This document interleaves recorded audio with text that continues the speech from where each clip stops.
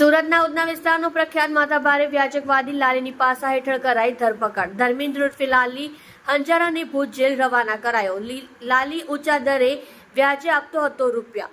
ઉધનામાં પ્રભુનગરમાં office ધરાવે છે લાલી. સુરતમાં માથાભારે વ્યાજખોર ધર્મેન્દ્ર ઉર્ફે લાલીને પોલીસે પાસા હેઠળ ભુજ જેલમાં રવાના કરાયો છે.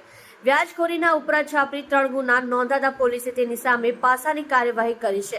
લાલી 30% વ્યાજ એડવાન્સ કાપી લેતો હતો અને ત્યારબાદ જરૂર મુજબના લોકોને રૂપિયા આપતો હતો. 100 દિવસ માટે નાણાં ધીરવાની મોડસ ઓપરેન્ડી હતી. ઉધનાનું માથાભારે લાલી પાસા હેઠળ જેલ ભેગો. ધર્મેન્દ્ર ઉર્ફે લાલી અમરસિંહ હંજારા ભુજ જેલ રવાના કરાયો છે. લાલી ઊંચા દરે વ્યાજે રૂપિયા આપતો હતો. ગરીબ લોકોનું શોષણ કરવામાં લાલી પકડાયેલો છે. ઉધનામાં પીઆરસી સામે પ્રભુનગરમાં ઓફિસ ધરાવે છે લાલી. લાજપુર સેન્ટ્રલ જેલમાં સજા કાપી રહેલા લાલીની પાસા હેઠળ અટકાયત કરાઈ છે. સુરત પોલીસ કમિશનર અનુપમસિંહ ગેહલોતે હુકમ કર્યો હતો. ઉધના પોલીસે લાજપુર જેલમાંથી લાલીનો કબજો મેળવ્યો છે. લાલીને છે જાહો ચલાલી. સુરત શહેરમાં વર્ષોથી વ્યાજખોરીનો ધંધો કરતો લાલી પોલીસના હાથે ઝડપાયો છે. સુરતમાં અલગ અલગ પોલીસ સ્ટેશનમાં વ્યાજખોરીને લઈ લાલી સામે ફરિયાદ પણ નોંધાઈ છે. લાલી પાસે અઢળક મિલકતો હોવાથી પોલીસે તેની ઓફિસ પર જઈ સર્ચ ઓપરેશન હાથ ધર્યું છે. કામરેજ હાઈવે ઉપર લાલીનું ફાર્મ હાઉસ આવેલું છે, જેની કિંમત આશરે 100 કરોડ રૂપિયા જેટલી છે. આરોપી લાલી આગોતરા જામીન સાથે હાજર થયો હતો. લાલી સામે ઉધના પોલીસે બીજો ગુનો નોંધ્યો છે.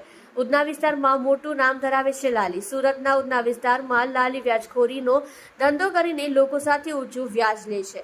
લાલીની વાત કરવામાં આવે તો લાલી સાથે અન્ય માણસો પણ છે જે કે વ્યાજ લેવા જતા હતા. પોલીસની તપાસ દરમિયાન આરોપી પાસેથી 57 કોરા ચેક મળી આવ્યા છે. એટલું જ નહીં, 12% થી લઈ 15% સુધી વ્યાજ વસૂલતો હતો. ફરિયાદી પાસેથી 2 લાખ રૂપિયાની જગ્યાએ 8 લાખ રૂપિયાની માંગણી કરી રહ્યો હતો. ફરિયાદી આરોપી પાસેથી 2 લાખ વ્યાજે લીધા હતા, જેના સામે વ્યાજખોરે 5.15 લાખ રૂપિયા અને કોરા ચેક લીધા હતા. 2 લાખ રૂપિયાની સામે 8 લાખ રૂપિયાની માંગણી. એક ફરિયાદીએ જણાવ્યું છે કે વર્ષ 2019માં આરોપી લાલી પાસેથી 2 લાખ રૂપિયા વ્યાજે લીધા હતા. પહેલા દિવસે જ્યારે પૈસા આપ્યા ત્યારે 24,000 રૂપિયા કટ કરીને આપ્યા હતા. દર મહિને 24,000 રૂપિયાનો હપ્તો વસૂલતો હતો.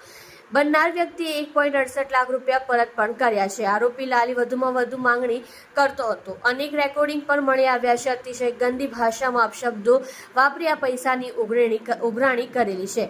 8 લાખ રૂપિયાની માંગણી તે ફરિયાદી પાસેથી કરી રહ્યો હતો. આપ જોઈ રહ્યા છો ગુજરાતની સૌથી પહેલા ખબર આપતી Surat express news channel director Rajesh મંગલેની સાથે.